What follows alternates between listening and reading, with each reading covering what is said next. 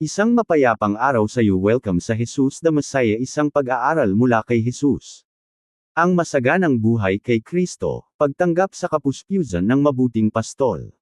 Isang biblical at theological na paglalahad ng Juan Kapitulo 10 versikulo 10. Pangunahing teksto, Juan Kapitulo 10 versikulo 10. Ang magnanakaw ay hindi pumarito, kundi upang magnakaw, at pumatay, at manira. Ako'y naparito upang sila'y magkaroon ng buhay, at magkaroon nito ng masagana. Ang Juan Kapitulo 10 versikulo 10 ay isa sa mga pinakamamahal at puno ng pag-asang pahayag ni Hesukristo. Binanggit sa loob ng kanyang talakayan tungkol sa mabuting pastol, ipinapakita ng talatang ito ang matinding pagkakaiba sa pagitan ng mapanirang gawa ng magnanakaw at nagbibigay buhay na misyon ng anak ng Diyos. Ipinipresenta ni Jesus ang dalawang magkasalungat na katotohanan, ang isa ay humahantong sa espiritual na kapahamakan, habang ang isa naman ay humahantong sa buhay na walang hanggan at masaganang pakikasama sa Diyos. Ang agarang konteksto ng Juan 10 ay sumunod sa pagpapagaling ni Jesus sa lalaking ipinanganak na bulag, Juan Kapitulo 9. Tinanggihan ng mga pinuno ng relihiyon ang himala at ang siyang gumawa nito. Bilang tugon, inilantad ni Jesus ang kabiguan ng mga huwad na pastol ng Israel at ipinahayag ang kanyang sarili bilang tunay na pastol na may pag-ibig na nakakakilala, nagpoprotekta, gumagabay, at nag-aalay ng kanyang buhay para sa kanyang mga tupa. Sa buong lumang tipan, paulit-ulit na inilarawan ng Diyos ang kanyang bayan bilang mga tupa at kinundena ang mga hindi tapat na pinuno na nagsamantala sa kawan sa halip na pangalagaan ito. Awit Kapitulo 23, Ezekiel Kapitulo 34, Jeremias Kapitulo 23 versikulo 1 hanggang 4. Tinutupad ni Jesus ang mga hula sa pamamagitan ng pagpapahayag na siya lamang ang mabuting pastol na nag-aalay ng kanyang buhay para sa mga tupa at nagdadala sa kanila sa ilalim ng negel iligtas na kalinga ng Diyos. Ang pariralang, ako'y naparito, ay umaalingaw sa banal na layunin ng pagkakatawang tao ni Kristo. Ang anak ng Diyos ay pumasok sa mundo hindi lamang upang pagbutihin ang buhay ng tao kundi upang iligtas ang mga makasalanan mula sa kasalanan, pagkasunduin sila sa Ama, at ipagkaloob sa kanila ang buhay na walang hanggan. Ang masaganang buhay na ipinangako ni Jesus ay hindi kailanman dapat bawasan ng kahulugan bilang material na kasaganaan o makamundong tagumpay. Sa Ebanghelyo ni Juan, ang buhay ay pangunahing buhay na walang hanggan, isang panumbalik na ugnayan sa Diyos na nagsisimula sa pagbabago ng isip at puso at nagpapatuloy magpakailanman. Ang masaganang buhay na ito ay kinabibilangan ng kapatawaran, kapayapaan sa Diyos, kagalakan sa banal na espiritu, espiritual na pagiging mabunga, matibay na pag-asa, at pribilehiyo na lumakad araw-araw kasama si Kristo. Ang sentrong katotohanan ng Juan Kapitulo 10 versikulo 10 ay ito. Si Hesukristo, ang mabuting pastol, ay naparito upang iligtas ang kanyang bayan mula sa mapanirang kapangyarihan ng kasalanan at Satanas at upang ipagkaloob sa kanila ang kapuspyusan ng buhay na walang hanggan sa pamamagitan ng buhay na ugnayan sa kanyang sarili. Kasaysayan at biblical na kaligiran. Sa panahon ng pananampalatayang ministeryo ni Jesus, ang pagpapastol ay pamilyar na bahagi ng pang-araw-araw na buhay sa Israel. Ang tapat na pastol ay personal na nakakakilala sa bawat tupa. Gumagabay sa kanila sa saganang pastulan. Pinuprotektahan sila mula sa mga lobo at magnanakaw. Hinahanap ang naliligaw na tupa. Isinasakripisyo ang sariling buhay para sa kawan. Sa kabaligtaran, ang mga magnanakaw at manloloob ay pumapasok sa kulungan ng tupa upang magsamantala at manira. Ginamit ni Jesus ang pamilyar na larawang ito upang ipaliwanag ang espiritual na katotohanan. Ang mga huwad na guro, mga mapagkunwari sa relihiyon, at sa huli ay si Satanas ay naghahangad ng pagkawasak ng bayan ng Diyos. Si Jesus lamang ang pastol na nagbibigay buhay. Ang kanyang mga salita ay tumutupad din sa Ezekiel Kapitulo 34, kung saan nangako ang Diyos na kanyang pastulan ang kanyang bayan ng personal matapos kandinahin ang mga hindi tapat na pinuno ng Israel. Si Hesukristo ang tanging pinagmula ng tunay at masaganang buhay. Ako'y naparito upang sila'y magkaroon ng buhay. Ang puso ng Ebanghelyo ay matatagpuan sa mga salitang ito. Ang buhay ay hindi sa huli matatagpuan sa mga ari-arian, tagumpay, relihiyon, edukasyon, o tagumpay ng tao. Ang tunay na buhay ay matatagpuan lamang kay Hesukristo. Sa buong Ebanghelyo ni Juan, paulit-ulit na tinutukoy ni Jesus ang kanyang sarili bilang pinagmumulan ng buhay. Juan Kapitulo 1 versikulo 4, sa kanya ay may buhay. Juan Kapitulo 5 versikulo 24, ang buhay na walang hanggan ay para sa mga naniniwala. Juan Kapitulo 6 versikulo 35, si Jesus ang tinapay ng buhay. Juan Kapitulo 11 versikulo 25, si Jesus ang pagkabuhay at ang buhay. Juan Kapitulo 14 versikulo 6, si Jesus ang daan, ang katotohanan, at ang buhay. Ang bawat isa sa mga pahayag na ito ay tumuturo sa iisang katotohanan. Hiwalay kay Kristo, ang sangkatauhan ay nananatiling espiritual na patay. Sa pamamagitan ni Kristo, ang mga makasalanan ay tumatanggap ng buhay na walang hanggan. Pagsasaliksik sa salitang Griego, buhay. Ang salitang Griego na isinalin na, buhay, ay zo. Hindi katulad ng bias, na tumutukoy pangunahin sa pisikal na buhay, ang zo ay nagsasalita ng banal, walang hanggan, espiritual na buhay. Ang buhay na ito ay sariling buhay ng Diyos na ibinabahagi sa mga mananampalataya. Espiritual na buhay na pumapalit sa espiritual na kamatayan. Walang hanggan na pakikasama sa Diyos. Isang buhay na binago ng banal na espiritu. Isang ugnayan na nagsisimula ngayon at nagpapatuloy magpakailanman. Hindi lamang nangangako si Jesus ng mas mabuting pamumuhay. Nag-aalok siya ng buhay na walang hanggan sa pamamagitan ng kanyang sarili. Ang kasalanan ay nagdala ng espiritual na kamatayan sa mundo. Itinala ng Genesis 3 ang pagbagsak ng sangkatauhan. Ipinaliliwanag ng Roma Kapitulo 5 na ang kamatayan ay pumasok sa pamamagitan ng kasalanan ni Adan. Ipinapahayag ng Efeso Kapitulo 2 na ang lahat ng tao ay espiritual na patay sa mga pagsuwi at kasalanan. Naparito si Jesus upang baligtarin ang kalagayang iyon. Sa pamamagitan ng kanyang perpektong buhay, sakripisyong kamatayan, at nagwaging muling pagkabuhay, nagbibigay siya ng bagong buhay para sa lahat ng naniniwala. Ang kaligtasan ay hindi lamang ang pagpapabuti ng kalikasan ng tao. Ito ay ang himala ng muling pagkapanganak. Tulad ng sinabi ni Jesus kay Nicodemo, kayo'y dapat ipanganak na muli. Juan Kapitulo 3 versikulo 7, KJV. Ang masaganang buhay ay nagsisimula sa sandaling ang isang makasalanan ay nagtitiwala kay Kristo. Ito ay nagpapatuloy sa pamamagitan ng araw-araw na pakikasama sa Kanya. Ito ay umaabot sa kapuspyusan nito sa walang hanggang kaluwalhatian. Mga biblical na koneksyon. Roma Kapitulo 6 versikulo 23, sapagkat ang kabayaran ng kasalanan ay kamatayan, datapwat ang kaloob ng Diyos ay buhay na walang hanggan kay Kristo Jesus na Panginoon natin. Unang Juan Kapitulo 5 versikulo 11 hanggang 12, ang may anak ay may buhay. Kolosas Kapitulo 3 versikulo 4, si Kristo na ating buhay. Ang mga talatang ito ay patuloy na nagpapatunay na si Kristo mismo ang buhay ng mananampalataya. Isipin ang isang tuyong disyerto kung saan ang bawat balon ay natuyo. Ang mga manlalakbay ay naghahanap ng tubig ng desperado ngunit nakatagpo lamang ng walang laman na lupa. Bigla silang nakatuklas ng malalim na bukal na umaapaw ng sariwa at buhay na tubig. Ang kanilang uhaw ay sa wakas nasiyahan. Ang kaluluwa ng tao ay naghahanap sa lahat ng dako ng kahulugan, kapayapaan, at kaganapan. Tanging si Hesukristo ang bukal ng buhay na tunay na nakasasapwag magpakailanman. Para sa mga individual na mananampalataya, hanapin ang iyong kasiyahan kay Kristo sa halip na sa mga panandaliang hangarin sa lupa.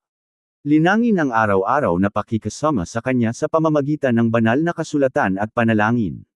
Alalahanin na ang buhay na walang hanggan ay hindi lamang isang pangako sa hinaharap kundi isang katotohanan sa kasalukuyan. Para sa mga pamilya, ituro sa iyong pamilya na ang tunay na kaligayahan ay matatagpuan kay Kristo sa halip na sa mga ari-arian o makamundong tagumpay. Itayo ang iyong tahanan sa salita ng Diyos. Hayaan si Kristo na maging sentro ng buhay pampamilya. Para sa mga kabataan, ang mundo ay nag-aalok ng hindi mabilang na pamalit para sa tunay na kaganapan. Tanging si Jesus ang makasasapwag sa pinakamalalim na pangangailangan ng iyong puso. Sundin siya habang ikaw ay bata pa. Itayo ang iyong hinaharap sa kanyang katotohanan. Para sa mga pinuno ng iglesia, pangunahan ng mga tao lampas sa relihiyon patungo sa tunay na ugnayan kay Kristo. Ipangaral ang ebanghelyo ng tapat. Ituro ang mga tao ng patuloy sa mabuting pastol sa halip na sa mga gawaing panrelihiyon lamang. Si Hesukristo lamang ang pinagmumulan ng tunay na buhay. Ang bawat taong naniniwala sa kanya ay tumatanggap ng buhay na walang hanggan, espiritual na pagbabago, at kagalakan ng paglakad araw-araw kasama ang mabuting pastol. Maraming salamat sa pakikinig. Ako si Pastor Jeff Flores, nagsasabing sa Diyos ang lahat ng papuri. Isang mapayapang araw sa iyo. Welcome sa Jesus the Messiah, isang pag-aaral mula kay Jesus. Ang masaganang buhay kay Kristo, pagtanggap sa KAPUSPUSAN ng mabuting pastol. Ikalawang bahagi. Punto 2, ang mabuting pastol ay nagililigtas sa kanyang mga tupa mula sa magnanakaw at nagbibigay sa kanila ng masaganang buhay. Pangunahing teksto, Juan Kapitulo 10 versikulo 10. Ang magnanakaw ay hindi pumarito, kundi upang magnakaw, at pumatay, at manira. Ako'y naparito upang sila'y magkaroon ng buhay, at magkaroon nito ng masagana. Juan Kapitulo 10 versikulo 10. Iglesia, sa unang bahagi ay natutunan natin na si Hesukristo lamang ang pinagmumulan ng tunay at walang hanggang buhay. Hiwalay sa kanya ay espiritual na kamatayan lamang ang mayroon, ngunit sa pamamagitan niya ang mga makasalanan ay tumatanggap ng kapatawaran, pakikipagkasundo sa Diyos, at buhay na walang hanggan. Ngayon ay inihayag ni Jesus ang isang kapansin-pansing pagkakaiba. May dalawang magkasalungat na kaharian, dalawang magkasalungat na misyon, at dalawang magkasalungat na patutunguhan. Ang isa ay sa magnanakaw, na ang layunin ay manira. Ang isa naman ay sa mabuting pastol, na ang layunin ay masaganang buhay. 2. Ang mabuting pastol ay nagliligtas sa kanyang mga tupa mula sa magnanakaw at nagbibigay sa kanila ng masaganang buhay. Nagpahayag si Jesus, ang magnanakaw ay hindi pumarito, kundi upang magnakaw, at pumatay, at manira. Pagkatapos ay agad niyang inihambing ang kanyang sariling misyon. Ako'y naparito upang sila'y magkaroon ng buhay, at magkaroon nito ng masagana. Ang pagkakaibang ito ay nagpapakita ng patuloy na espiritual na tunggalian na inilarawan sa buong kasulatan. Sino ang magnanakaw? Sa loob ng agarang konteksto ng Juan Kapitulo 10, ang magnanakaw ay tumutukoy una sa mga huwad na pastol, mga pinuno ng relihiyon na umabuso sa bayan ng Diyos sa halip na pangalagaan sila. Pinabigatan nila ang kawan sa pamamagitan ng legalismo, tinanggihan ang Mesiyas, at iniligaw ang marami mula sa katotohanan. Kasabay nito, ang kanilang gawa ay sumasalamin sa mas malaking gawain ni Satanas, na inilarawan sa ibang bahagi bilang ang ama ng mga kasinungalingan, Juan Kapitulo 8 versikulo 44. Ang manunukso, Mateo Kapitulo 4 versikulo 1 hanggang 11. Ang tagapagbintang sa mga kapatid, Pahayag Kapitulo 12 versikulo 10. Ang liyong umuungal na naghahanap ng malalapa, Unang Pedro Kapitulo 5 versikulo 8. Ang mga huwad na guro ay sa huli naglilingkod sa mga layunin ng kaaway sa pamamagitan ng paglalayo ng mga tao kay Kristo. Ang tatlong layunin ng magnanakaw. Ibinubuod ni Jesus ang gawa ng kaaway gamit ang tatlong makapangyarihang pandiwa.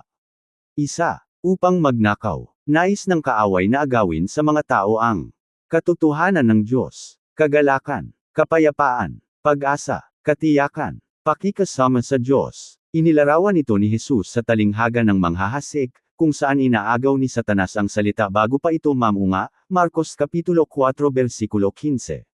2. Upang pumatay. Ang kasalanan ay laging nagbubunga ng kamatayan.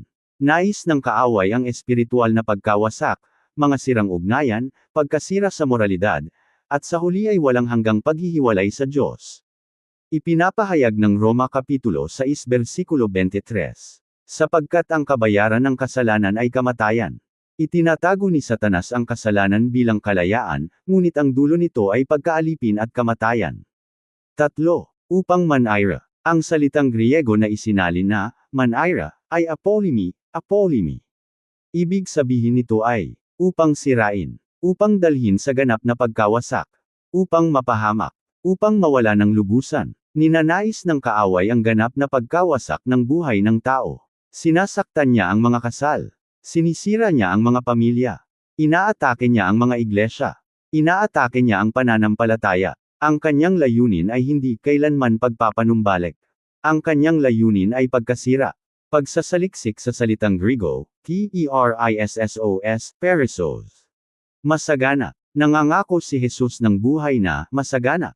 Ang kahulugan ng salitang Griegong perissos ay higit pa sa karaniwan. Umaapaw, walang sukat, higit pa sa sapat, pambihirang kasaganaan. Ang kasaganang ito ay pangunahing espiritual, hindi lamang material. Hindi nangangako si Jesus ng buhay na walang hirap o pag-uusig. Sa halip, nangangako siya ng buhay na umaapaw sa kanyang presensya, biyaya, at walang hanggang pagpapala.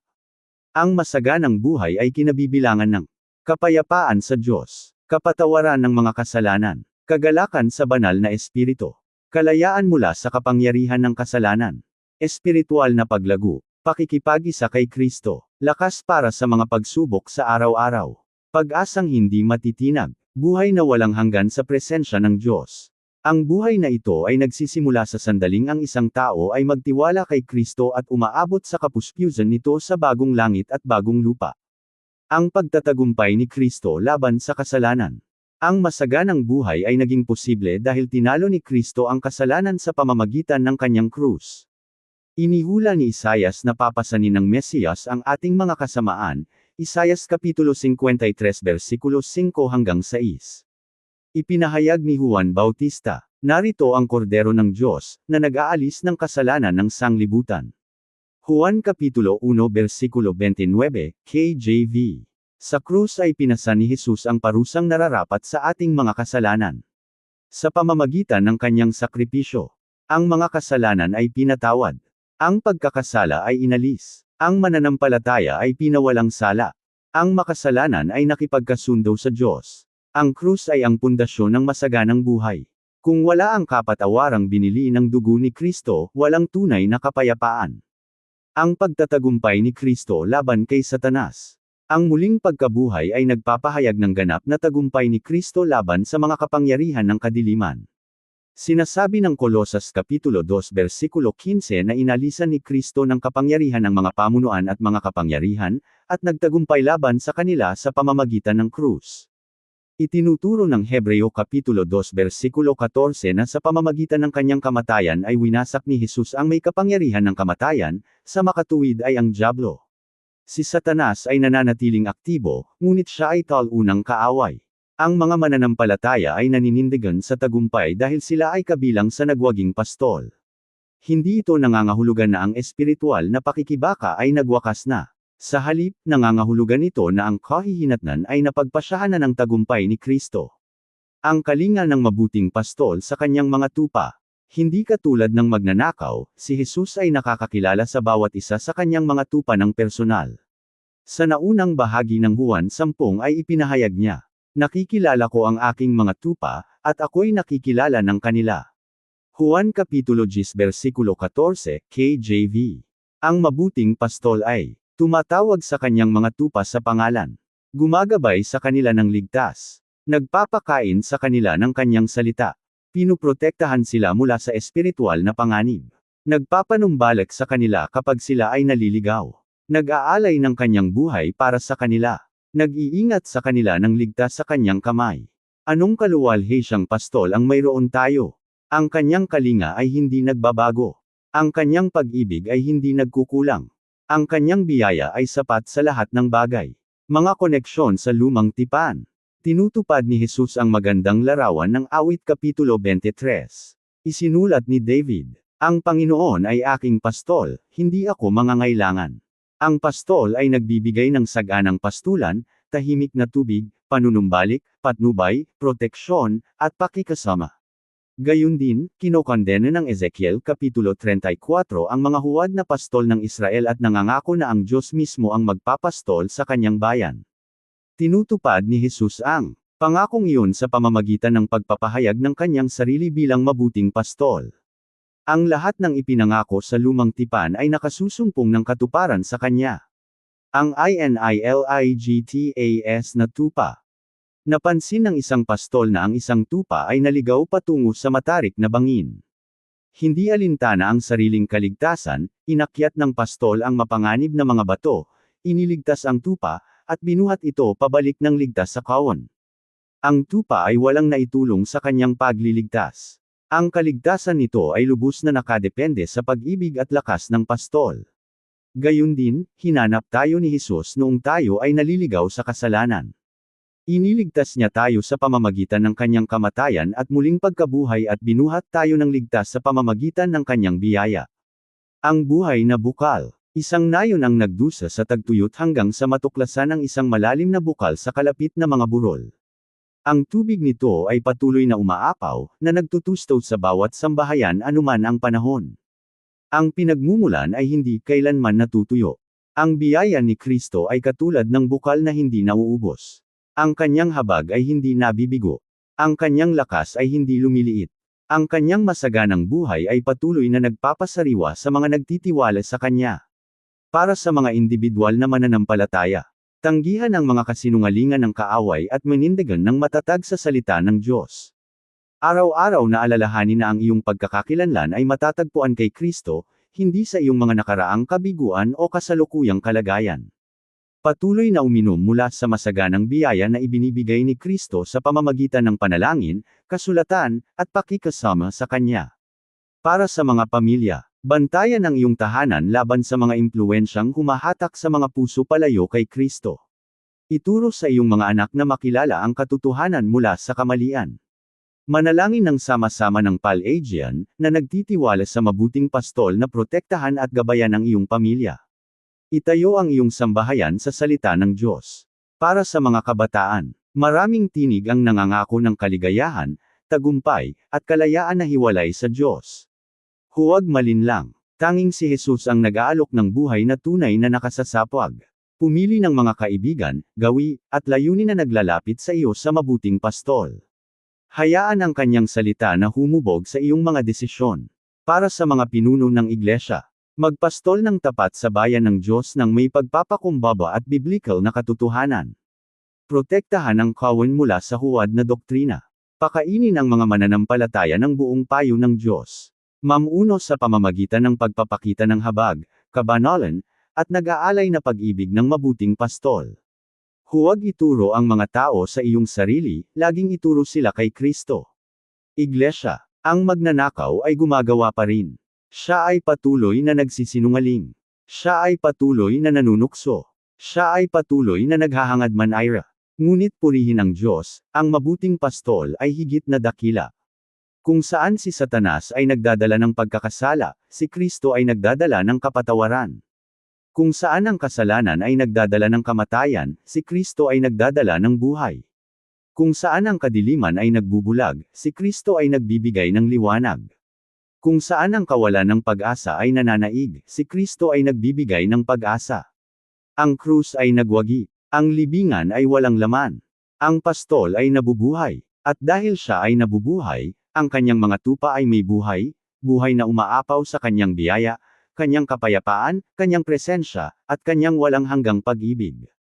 Amen. Maraming salamat sa pakikinig. Ako si Pastor Jeff Flores, nagsasabing the Diyos ang lahat ng papuri. Isang mapayapang araw sa iyo. Welcome sa Jesus the Messiah, isang pag-aaral mula kay Jesus. Ang masaganang buhay kay Kristo, pagtanggap sa KAPUSPUSAN ng mabuting pastol. Ikatlong bahagi. Punto 3, pamumuhay araw-araw sa ilalim ng kalinga ng mabuting pastol at ang pag-asa ng buhay na walang hanggan. Pangunahing teksto, Juan Kapitulo 10 versikulo 10. Ang magnanakaw ay hindi pumarito, kundi upang magnakaw, at pumatay, at manayra. Ako'y naparito upang sila'y magkaroon ng buhay, at magkaroon nito ng masagana. Juan Kapitulo 10 versikulo 10. Iglesia, natuklasan natin na si Hesukristo lamang ang pinagmumulan ng buhay na walang hanggan at naparito siya upang iligtas ang kanyang mga tupa mula sa mapanirang gawa ng magnanakaw. Ngayon ay damako tayo sa kaluwalhatiang bunga ng pagiging kabilang sa mabuting pastol. Ang masaganang buhay ay hindi lamang isang pangako para sa hinaharap. Ito ay katotohanan sa kasalukuyan na humuhubog sa araw-araw na paglakad ng mananampalataya, nagpapatibay ng pagtitiyaga sa gitna ng mga pagsubok, nagbubunga ng mananatiling espiritual na bunga, at pumupuno sa puso ng matibay na pag-asa hanggang sa araw na makita natin si Kristo ng mukhaan. 3. Pamumuhay araw-araw sa ilalim ng kalinga ng mabuting pastol at ang pag-asa ng buhay na walang hanggan. Ang masaganang buhay ay nagsisimula sa sandaling ang isang makasalanan ay sumampalataya kay Kristo, ngunit nagpapatuloy ito habang ang mananampalataya ay lumalakad araw-araw sa ilalim ng mapagmahal na kalinga ng pastol. Hindi lamang nagbibigay si Jesus ng buhay, pinapanatili niya ang buhay na iyon. Hindi lamang niya inililigtas ang kanyang mga tupa, patuloy niya silang ginagabayan, pinuprotektahan, pinatitibay, dinidisiplina, at iniingatan. Ang buhay Kristiyano ay hindi namumuhay sa pamamagitan ng sariling lakas ng tao kundi sa pamamagitan ng patuloy na pagtitiwala sa mabuting pastol. Ang pananatili kay Kristo ay NAGBUBUNGA ng espiritual na bunga. Kalaunan ay ipinahayag ni Jesus, "Ako ang puno ng ubas, kayo ang mga sanga. Ang nananatili sa akin, at ako'y sa kanya, ay siyang nagbubunga ng marami, sapagkat kung wala ako ay hindi kayo makagagawa ng anuman." Juan Kapitulo 15 versikulo 5. Ang masaganang buhay ay buhay na nananatili. Ang manatili ay nangangahulugang manatili kay Kristo, magpatuloy sa pakikasama sa Kanya, magtiwala sa Kanya araw-araw, sumunod sa Kanyang salita, magtiwala sa Kanyang mga pangako. Habang ang mga mananampalataya ay nananatiling malapit kay Kristo, ang banal na espiritu ay nagbubunga ng espiritual na bunga. Inilarawan ni Pablo ang bungang ito sa Galacia Kapitulo 5 versikulo 22 hanggang 23. Pag-ibig, kagalakan, kapayapaan, pagtitiyaga, kagandahang loob, kabutihan, pananampalataya, kaamuan, pagtitimpi. Ang mga katangiang ito ay hindi maaaring likhain sa pamamagitan ng pagsisikap ng tao. Lumalago ang mga ito ng likas habang ang mga mananampalataya ay nananatiling nakakonekta kay Kristo. Ang mabuting pastol ay nagbibigay ng lakas upang magtiyaga. Ang bawat mananampalataya ay nakararanas ng mga panahon ng pagdurusa. May mga panahon ng sakit, pagkabigo, pagkawala, pag-uusig, espiritual na pakikibaka. Gayunpaman, ang mabuting pastol ay hindi kailanman iniiwan ang kanyang kawan. Buong tiwalang ipinahayag ni David, "Oo, bagaman ako'y lumalakad sa libis ng lilim ng kamatayan, wala akong katatakutang kasamaan, sapagkat ikaw ay sama sa akin." Awit Kapitulo 23 versikulo 4, KJV. Pansinin na sinabi ni David na sa loob ng libis, hindi nang walang hanggan doon. Ang pastol ay lumalakad kasama ng kanyang mga tupa. Ang kanyang pamalo ay nagpoprotekta. Ang kanyang tungkod ay gumagabay. Ang kanyang presensya ay nagbibigay aliw. Gayun din, tinitiyak ng manunulat ng Hebreo sa mga mananampalataya, "Hinding-hindi kita iiwan, ni pababayaan kita." Hebreo Kapitulo 13 versikulo 5, KJV.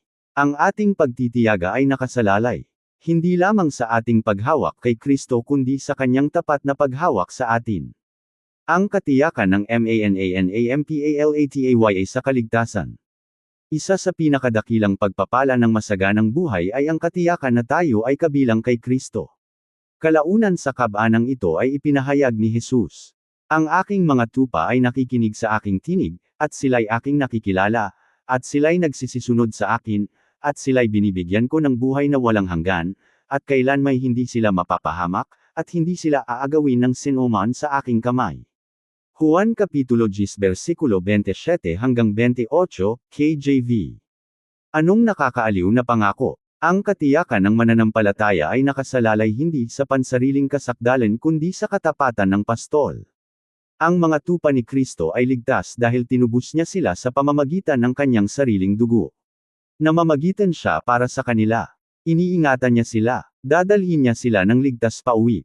Ang katiyakang ito ay humihikayat ng banal na pamumuhay sa halip na espiritual na kawalan ng pakialam.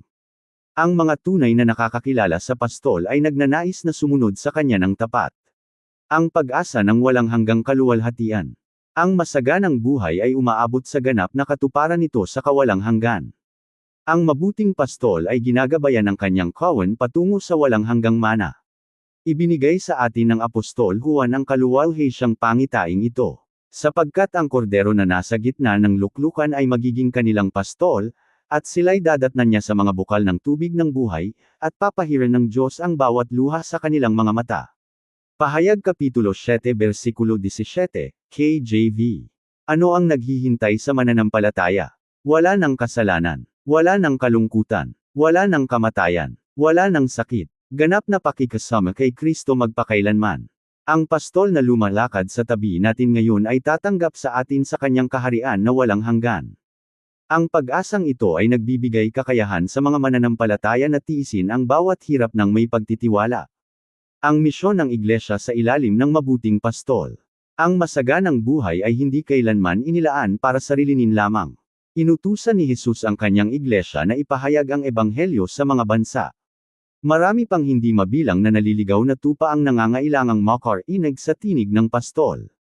Ang bawat mananampalataya ay tinatawag na makibahagi sa kanyang misyon sa pamamagitan ng ebanghelismo, pag-aalagad sa iba, panalangin, pagkahabag, tapat na paglilingkod, banal na pamumuhay. Habang nararanasan natin ang masaganang buhay ni Kristo, tayo ay nagiging buhay na saksi ng kanyang biyaya sa isang wasak na mundo. Ang pastol na gumagabay sa gitna ng bagyo. Sa panahon ng marahas na bagyo, ang mga takot na tupa ay likas na lumalapit ng malapit sa pastol dahil mas nagtitiwala sila sa kanyang tinig kaysa sa hangin sa paligid nila. Gayun din, ang mga bagyo ng buhay ay madalas na naglalapit sa mga mananampalataya kay Kristo. Ang mga kalagayan ay maaaring nakakatakot, ngunit ang tinig ng pastol ay nananatiling kalmado, tapat, at mapagkakatiwalaan. Ang mga sumusunod sa kanya ay dumarating ng ligtas dahil hindi niya nawawala ang kanyang mga tupa. Ang lamparang hindi namamatay. Isipin ang isang manlalakbay na naglalakad sa madilim na libis habang bitbit ang isang lampara na pinapagana ng hindi nauubos na supply ng langis. Ang kadiliman ay nananatili sa paligid niya, ngunit ang liwanag ay hindi namamatay. Si Kristo ang liwanag na hindi nagkukulang na iyan. Ang kanyang biyaya ay laging sapat. Ang kanyang presensya ay hindi lumilisan. Ang kanyang salita ay patuloy na nagbibigay liwanag sa landas ng mananampalataya hanggang sa magwakas ang paglalakbay sa kanyang makalangit na kaharian. Para sa mga individual na mananampalataya, manatiling malapit kay Kristo araw-araw sa pamamagitan ng panalangin, kasulatan, pagsamba, at pagsunod. Magtiwala sa Kanya sa panahon ng pagdurusa gayon din sa panahon ng kagalakan. Pahintulutan ang banal na espiritu na linangin ang espiritual na bunga sa bawat bahagi ng iyong buhay. Mamuhay ng may pagtitiwala sa pagkaalam na ang iyong hinaharap ay ligtas kay Kristo. Para sa mga pamilya, gawing si Kristo ang pastol ng iyong tahanan. Manalangin ng sama-sama. Pag-aralan ang salita ng Diyos ng sama-sama. Ituro sa iyong mga anak na magtiwala sa tinig ng pastol higit sa mga tinig ng mundo. Magpalakas loob sa isa't isa na manatiling tapat hanggang sa magbalik si Kristo. Para sa mga kabataan, itayo ang iyong buhay kay Kristo habang ikaw ay bata pa. Ang mundo ay nangangako ng kasiyahan ngunit madalas nag-iiwan ng kawalan ng laman. Ang mabuting pastol ay nag-aalok ng layunin, patnubay, kapatawaran, kapayapaan, at walang hanggang pag-asa. Sundin siya ng buong puso. Para sa mga pinuno ng iglesia, magpastol sa bayan ng Diyos ng may parehong pagkahabag na ipinakita ni Kristo. Pakainin ang kawan ng tapat sa pamamagitan ng kasulatan. Protektahan sila mula sa huwad na aral. Palakasin loob ang mga pinanghihinang mananampalataya. Ihanda ang mga banal para sa ministeryo. Laging ituro ang mga tao sa punong pastol sa halip na sa iyong sarili. Iglesia, nakikinig ka ba sa tinig ng pastol? Sinusundan mo ba siya araw-araw? Nagtitiwala ka ba sa kanya sa bawat libis? Ang pastol na nagpasan ng krus. Ang pastol na sumakop sa libingan. Ang pastol na tumalo sa kasalanan at Satanas. Ay patuloy na lumalakad sa unahan ng kanyang kawan ngayon. Ang kanyang biyaya ay sapat. Ang kanyang mga pangako ay hindi nabibigo. Ang kanyang pag-ibig ay hindi nagbabago. Ang kanyang kapangyarihan ay hindi humihina. At ang kanyang mga tupa ay hindi kailanman iiwan. Purihin ang Diyos para sa ating mabuting pastol. Habang tinatapos natin ang ating pag-aaral sa Juan Kapitulo 10 versikulo 10, alalahanin natin ang tatlong pundasyong katotohanan ito. Si Hesukristo lamang ang pinagmumulan ng tunay at masaganang buhay. Tanging si Kristo ang nagbibigay ng buhay na walang hanggan. Tanging si Kristo ang nakasasapwag sa pinakamalalim na pangangailangan ng kaluluwa ng tao. Tanging si Kristo ang nakikipagkasundo sa mga makasalanan sa Diyos. 2. Ang mabuting pastol ay iligtas sa kanyang mga tupa mula sa magnanakaw. Inililigtas ni Jesus ang mga mananampalataya mula sa pagkaalipin ng kasalanan, panlilinlang ni Satanas, at parusa ng walang hanggang paghuhukom. Sa pamamagitan ng kanyang krus at muling pagkabuhay ay ipinagkakalob niya ang masaganang espiritual na buhay. 3. Ang pamumuhay, araw-araw sa ilalim ng mabuting pastol ay nagbubunga ng espiritual na bunga at walang hanggang pag-asa. Ang mga nananatili kay Kristo ay lumalago sa kabanalan, nagtitiyaga sa gitna ng pagdurusa, naglilingkod ng tapat, at umaasa ng may masayang pagtitiwala sa buhay na walang hanggan sa presensya ng Diyos. Lumakad ng malapit sa mabuting pastol araw-araw. Bantayan ang iyong puso laban sa mga kasinungalingan ng kaaway. Patuloy na kumain sa salita ng Diyos. Manatiling tapat sa panahon ng mga pagsubok. Mamuhay ng buhay na sumasalamin sa pag-ibig at kabanalan ni Kristo. Ibahagi ang ebanghelyo sa mga naliligaw pa rin ng walang pastol. Ituon ang iyong mga mata sa walang hanggang kaharian kung saan si Kristo ay naghahari magpakailanman. Marahil ngayon ay pakiramdam mo ay parang isang naliligaw na tupa. Naghanap ka ng kapayapaan, layunin, at kasiyahan sa maraming lugar ngunit nararamdaman mo pa ring walang laman ang iyong kaluluwa. Tinatawag ka ni Hesukristo. Naparito siya sa mundo upang hanapin at iligtas ang mga naliligaw.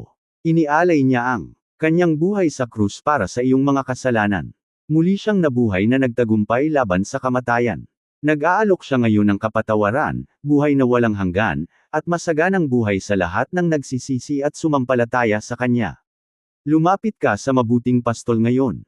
Hindi niya kailanman tatanggihan ang sinumang lumalapit sa Kanya sa pananampalataya. Kung ang banal na espiritu ay nagsasalita sa iyong puso, huwag mong patigasin ang iyong puso.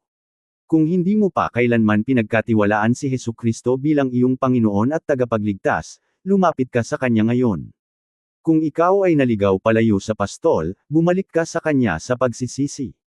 Kung ikaw ay pagod na, panghihinaan ng loob, o pasan ang mabigat na dalahin, ilagay mo ang iyong buhay sa Kanyang mapagmahal na mga kamay. Kung tinatawag ka ng Diyos sa ministeryo, misyon, pagpapastol, o ebanghelismo, isuko mo ang iyong sarili ng ganap sa Kanyang kalooban. Ang mabuting pastol ay patuloy na naghahanap sa mga naliligaw. Siya ay patuloy na nag-iligtas sa mga makasalanan. Siya ay patuloy na nagpapanumbalik sa mga wasak na buhay. Lumapit ka sa Kanya ngayon. Sundan siya ng buong puso. Panalangin. Ama sa langit, pinasasalamatan ka namin sa pagpapadala sa iyong minamahal na anak, si Hesukristo, ang mabuting pastol, na naparito upang kami ay magkaroon ng buhay at magkaroon nito ng masagana. Salamat sa pagliligtas sa amin mula sa kasalanan, pagtalo sa kapangyarihan ni Satanas sa pamamagitan ng krus, at pagbibigay sa amin ng kaloob na buhay na walang hanggan. Turuan mo kaming manatili kay Kristo araw-araw, makinig ng mabuti sa Kanyang tinig, at sumunod sa Kanya ng may masayang pagsunod. Palakasin mo kami sa bawat pagsubok, linangin sa amin ang bunga ng banal na espiritu, at tulungan kaming sumalamin sa pag-ibig at kabanalan ng aming tagapagligtas. Bantayan mo ang iyong iglesia laban sa huwad na aral, bigyan kami ng kapangyarihan na ipahayag ang ebanghelyo ng tapat, at bigyan kami ng pagkahabag para sa mga naliligaw pa rin. Panatilihing nakatuon ang aming mga mata sa pinagpalang pag-asa ng maluwalhating pagbabalik ni Kristo at sa walang hanggang kaharian kung saan kami ay mananahang kasama mo magpakailanman. Ibinibigay namin sa iyo ang lahat ng papuri, karangalan, at kaluwalhatian, sa pamamagitan ni Hesukristo na aming Panginoon. Amen. Ang masaganang buhay na ipinangako sa Juan Kapitulo 10 versikulo 10 ay matatagpuan lamang kay Hesukristo, ang mabuting pastol.